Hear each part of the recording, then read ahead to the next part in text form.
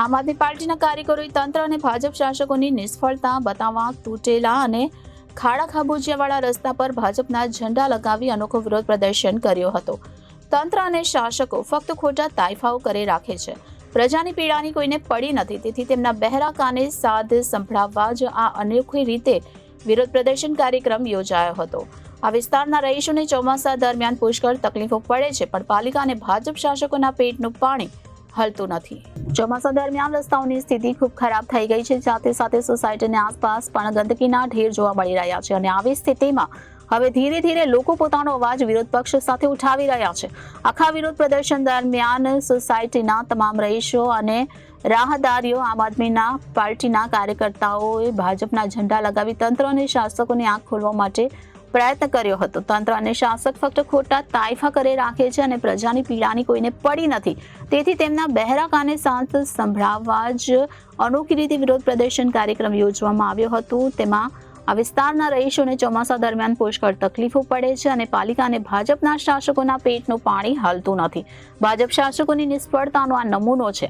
પ્રજાના કામોની કોઈ દિવસ શાસકો તસ્દી નથી લેતા। જો હજુ પણ પાલિકા અને ભાજપ શાસકો નહીં સુધરે તો પ્રજાહિતમાં વધુ કાર્યક્રમ આપતા પણ આમ આદમી પાર્ટી ખચકાશે નહીં અને પ્રજાહિત માટે તેઓ સર્વોપરી છે। લોકોને પારાવાર મુશ્કેલી પડી રહી છે અને શાસકો પોતાની મનમાની કરવામાં મસ્ત છે, તો શહેરની સાચી સ્થિતિ બતાવવા માટે આમ આદમી પાર્ટી દ્વારા પ્રયાસ કરવામાં આવી રહ્યો છે। પણ સામાન્ય અને ભોળા માણસો બિચારા રજૂઆત કરતા તમારાથી ડરે છે। આ શિક્ષણ મંત્રી જો અનેક કાર્યક્રમોમાં એની પાસે ટાઈમ છે। હમણાં મેં એક એનો વિડીયો સાંભળ્યો કે મને સેવા કરવી ખૂબ ગમે, તો અહીંયા કામરેજ તમે એના મા બાપ છો, કામરેજની જનતાની સેવા કરો ને તો અમને એમ થાય કે નહીં સાચા અમારા પ્રતિનિધિ છે।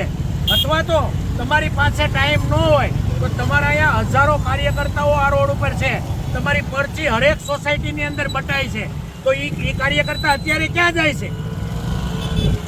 હજારો કાર્યકર્તા તમારા પ્રદેશ પ્રમુખ પણ એમ કહે છે કે અમારા પાને પ્રમુખ છે, તો પાને પ્રમુખ ક્યાં આવી લોકોની હાલત છે। તો વિડીયોમાં જોયું છે। એટલે હવે વિશેષ તો નહીં કહેતા, આપ તમામ જોડાણા એનો ફરીથી ખૂબ ખૂબ આભાર માનીએ છીએ અને આવી જ રીતે જનતાની કોઈ પણ મુસીબત હોય તો અમારા સુધી પહોંચાડજો। અમે આપની સેવામાં તત્પર છીએ। જય હિન્દ, જય ભારત। Reporter Hitesh Prajapati, Janadesh news, Surat.